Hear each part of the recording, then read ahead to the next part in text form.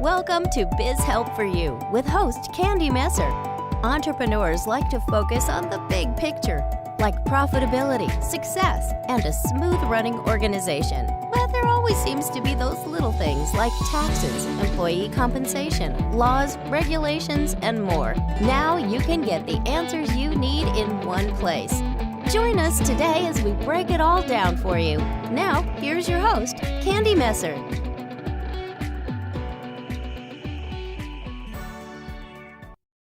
Hello and welcome to Biz Help for You with Candy Messer. Thank you for joining us today. I hope you found the information on our last episode. If you are unable to join us and would like to listen to the show, links can be found on our YouTube and Facebook pages, as well as multiple favorite podcast platforms. And if you'd like to receive notifications on when our podcasts have been uploaded, please like and subscribe.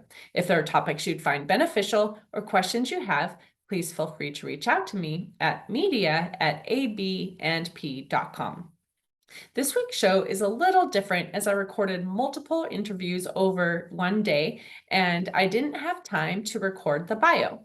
So let me give you a little bit of information on my guest before getting into the recording. Knowing that the need for financial literacy and planning is now greater than ever, Jamie Madigan empowers each client to develop their own personal legacy insights. As a certified financial planner, he has set himself up as a broker, giving him access to just about any financial product from any financial services company in Canada. Through his advice-based services of investments, insurance, mortgages, health benefits, and group benefits, Jamie is thrilled to help multiple generations meet diverse and changing needs in alignment with their values and goals. People know Jamie as an educator, service provider, and connector, combining the consulting, referrals, and expert network in his Legacy Insights model with his wealth of knowledge, skills, and lived experience. Jamie creates maximum value for professionals, entrepreneurs, and small to medium business owners. He's passionate about connecting with as many Canadians as possible to serve his clients' best interests and empower them on a greater scale to achieve their dreams while protecting what matters most to you, your family, business, health, and wealth. Now to the recording of today's episode. So Jamie, welcome to the show. Thanks for having me, Candy. Good to be here. So I would love for you to tell me just a little bit more about yourself and how did you become involved with working with entrepreneurs? Sure. So I'm an entrepreneur myself, and that's ultimately how I became involved in working with entrepreneurs. And I run my own practice as a financial planner. I've got 3 other business partners. And in talking to other entrepreneurs and small, medium business owners, I realized that a lot of them weren't really familiar with what they should be doing or why when it comes to protecting their family, business, health, and wealth. There's a lot there about protecting your business, health, and wealth, right? As entrepreneurs, we're often just thinking about running our businesses, making sure we're profitable, and if we have staff, keeping enough work for them. So how do you help entrepreneurs really look at all aspects that they need to really be protecting? Yeah, that's a great question. And to your point, Candy, is something that entrepreneurs don't often think about because we get so focused on just running the business. So I help entrepreneurs to step back, take a look at the bigger picture, and focus on themselves, the family, their business, and what ultimately would happen to the family or their business if something were to happen to them. Mm-hmm. And a lot of times we haven't thought about that because our biggest asset is our ability to work and earn an income. And if something were to happen to us that were to impact that, that's ultimately going to impact our family and our business. So that's usually where I start the conversation and just take a look at what is there any protection currently in place? Where are the gaps? What have they thought about? What specifically pertains to their family and their business? And what should we be looking at in terms of potential gaps? Well, that's definitely something to consider. I know most of the time businesses don't think about disability or insurance. They're thinking, I just need to work to generate the revenue. So, what types of protections would you recommend that an entrepreneur consider if they can't continue to fully work in their business? Great question. And yes, a lot of the protection has to do with insurance, which most entrepreneurs and business owners don't think about. And most aren't aware that you can have a personal policy as well as a business policy, and Mm-hmm. also that there are different types of insurance available. So Mm-hmm. most are familiar with life insurance, which is very important to have both for the family and for the business, because if I was to pass away, my family and business still need to continue. Mm-hmm. But more importantly, other things we should be considering are critical illness, because if I were to become critically ill, something were to happen to me, I might need to step away from the business. And fortunately, I have a critical illness policy. I was diagnosed with cancer last year at age 44, and that policy paid out in 8 days from the time I submitted the claim. Mm-hmm. So, not something I had planned for when I was 44 and now 45. But then I also have disability insurance in place. And when we talk about the business specifically, there are different types of disability. With entrepreneurs, typically disability can sometimes be a challenge because it is income based. And if we are deducting a lot of expenses, not reporting a high income, we can't always get a large individual disability policy. But Mm-hmm. for a entrepreneur business owner, there is disability overhead insurance. So you can pay for all the expenses of your business with the exception of your salary. And that often goes a lot further for an entrepreneur with a staff or a small medium business owner. Mm-hmm. There are a few of the different types of insurance to consider. So, in terms of the amounts of coverage to have, what do you recommend? Because again, some people may not even be aware you could have something for the business. They may only know you can cover yourself. So if they're thinking, yes, I really need to look into this, I've never even heard of it before, like what type of limits should they be looking at to really cover their business? Another great question, and it's going to vary from business to business, obviously. So it's a unique discussion that everybody should be having. When it comes to the personal side, I always recommend typically 1 to 2 times your annual income when it comes to critical illness, so that you can not worry about how you're going to pay your bills for a year to focus on getting better.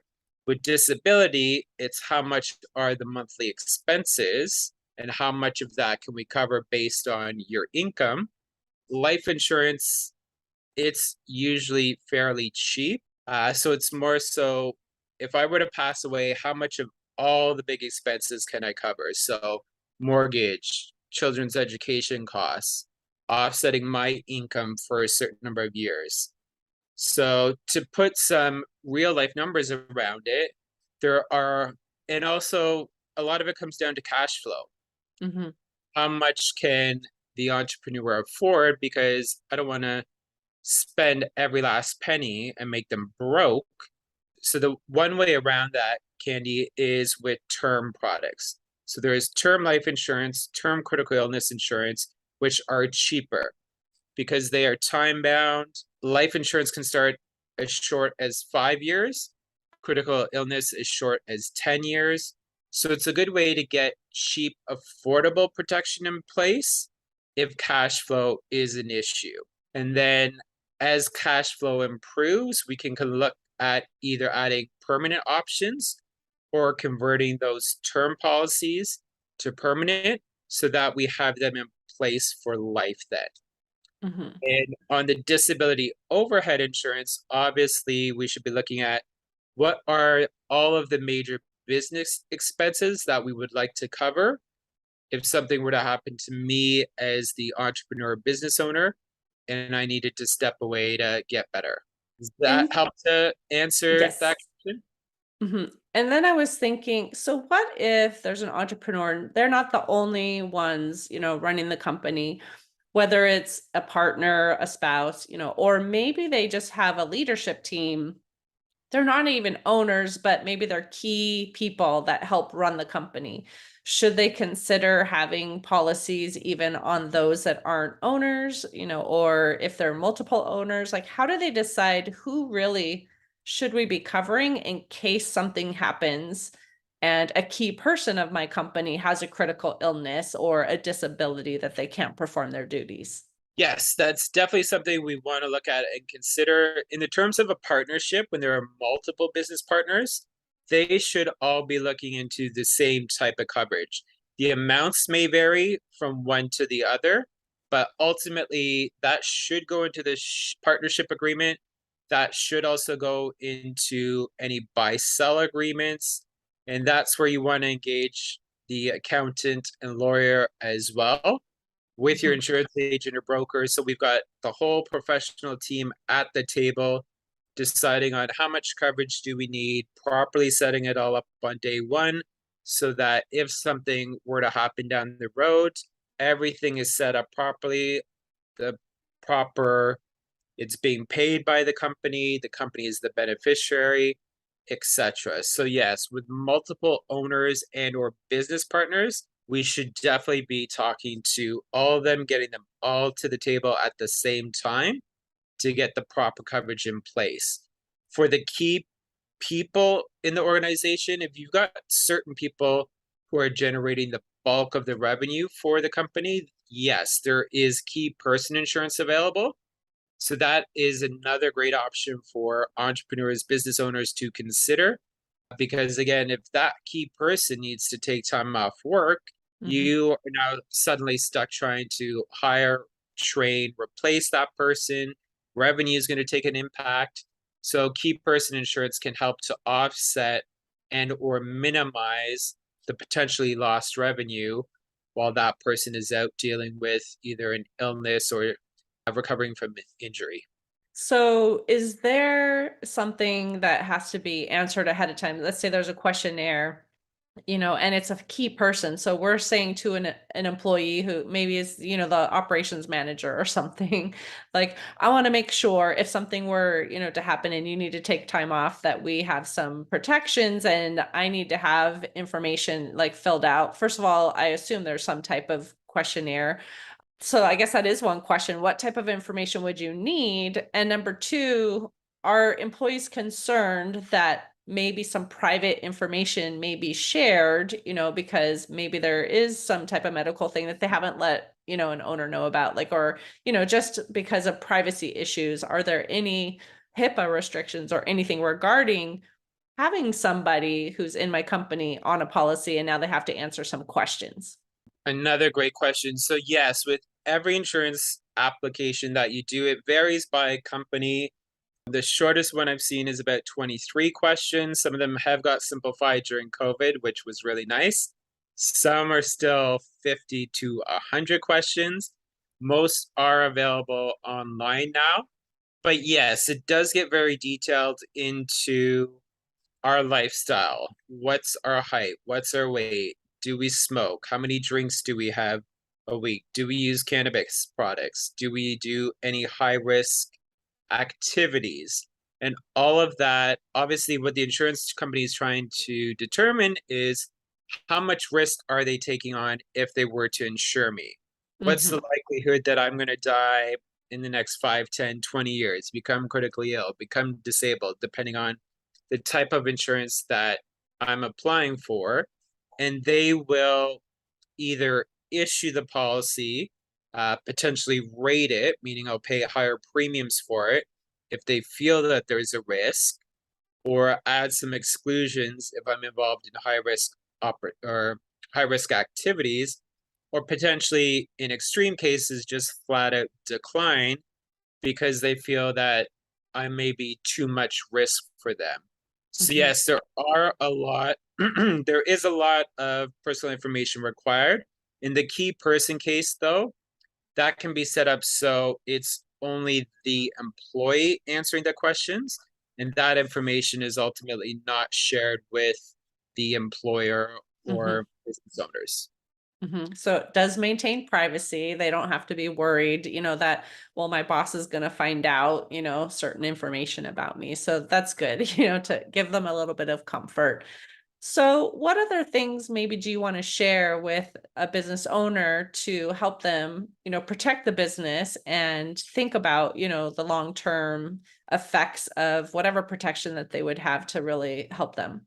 Yeah, I would say the key, Candy, is just getting started. Talk to ideally an insurance agent or broker who has access to many insurance companies versus only representing one. Because by talking to a broker, they shop around on your behalf. They find the best product or solution for you.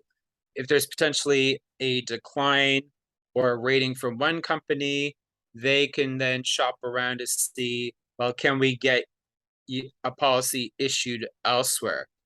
So it's definitely important to work with a broker who's got access to many insurance companies. It's important to get started, to have those conversations. And if you already have policies in place, you should take a look at those policies. Do they still serve the intended purpose that you took them out for? Sit down with an insurance broker and review them and ensure that you clearly understand, how does that policy work? How does it pay out? Are there any limitations to it? And is it actually the right coverage that you should have in place for you or your business? hmm I think that review part is really important too, because a lot of times people buy a policy, maybe even life insurance, right? And, they're saying, even if it's a term for like 20 years, I'm going to buy it. And then situations can change. Maybe there's children that are born now that there's not enough coverage any longer, or, like you said, things could just be different than when you first got your policy. And if you just every year just renew and you're not reviewing it, you may find out when the time comes you don't have the coverage that you really need. So I love that you mentioned that. Yeah, exactly. Life happens, and both in our families and our businesses, things change. So on the hmm personal side, anytime something happens for good or worse, that really should cause you to take a look at your financial situation. How does it impact? Does anything need to be changed or reviewed? And then same thing on the business front. hmm Hopefully, we are all in business to make our profit. As time goes on, our business becomes more profitable. It's growing.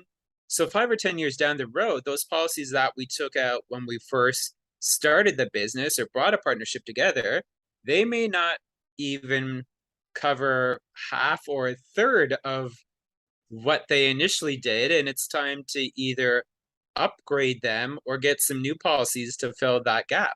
And when they're getting these policies, and they're being quoted prices, I mean, is there something they can do that might make it a little less expensive? Perhaps having like a wellness program for their company, or maybe if somebody, is a smoker and doesn't want to be anymore, maybe having something in place to help them, stop the smoking. Like, are there things like that that businesses can also do that, number one, is going to improve the wellness of the employees, but also may have an impact on the cost of these types of policies?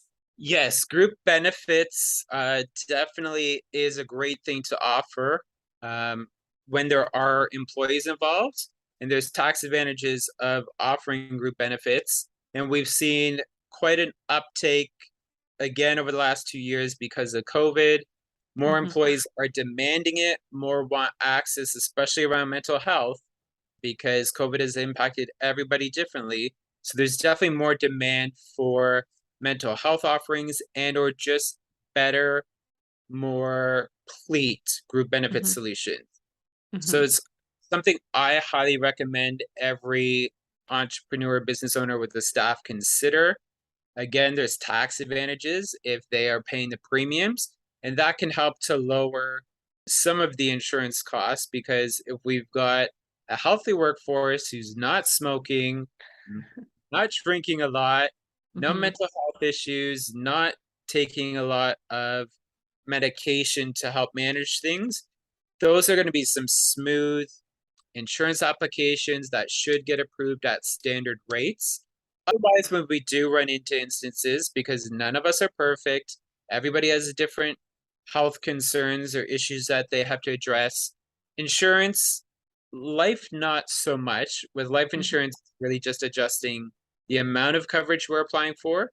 Critical illness and disability is by far the most flexible. So there's a lot that you can adjust with disability insurance to impact the premiums and lower the premiums if we need to. Critical illness does have a few options that we can adjust and play around with. So yes, there are ways that we can manage what the premium is if there are either some health concerns or issues or a cash flow crunch or concern. Perfect. Well, I know we are coming to the end of the time that we have for this today. So I would love for you to share if you have an offer for the listeners and how can they connect with you if they have additional questions or some other needs that they want to discuss. Sure. So I love connecting with as many people as I can and asking or answering questions, concerns, and providing people with advice, because I realize when it comes to all things financial planning, it's very confusing. And rather than going down a bunch of black holes on Google, I would just rather that your listeners connect with me. They can find me on social media under Jamie Madigan Financial Planner, or my website is beaconpoint.ca, just like that sounds. And on the website, they can book time on my calendar at a time that's convenient for them. It's complimentary, and I'm happy to answer any questions or concerns that they have. Well, thank you, Jamie, for being a guest on my show and talking about this subject. I know sometimes people don't want to think about, something could happen to them, but it's important to have that discussion. So I really appreciate your time. Thanks for having me, Candy. I really appreciate it. Thank you for tuning in today. I hope you found this topic interesting and it answered some questions about how to protect your family business, health, and wealth. If you have any additional questions or comments, be sure to reach out to Jamie at any links he shared or send us a message at media@abandp.com. And would you please share our show with those you know? I'd greatly appreciate your support. I hope you can join us for our next topic, and please remember you can connect with us on Twitter, Facebook, and LinkedIn, and my website is abandp.com. You can find the podcast posted on multiple favorite podcast platforms, including Google, TuneIn, Stitcher, iHeartRadio, and Spotify. Would you please leave a review for us on one of those platforms as well? I'd greatly appreciate your support. Until next time, have a great week. Thank you for listening to Biz Help for You. Please join your host, Candy Messer, again next time. Have a terrific day.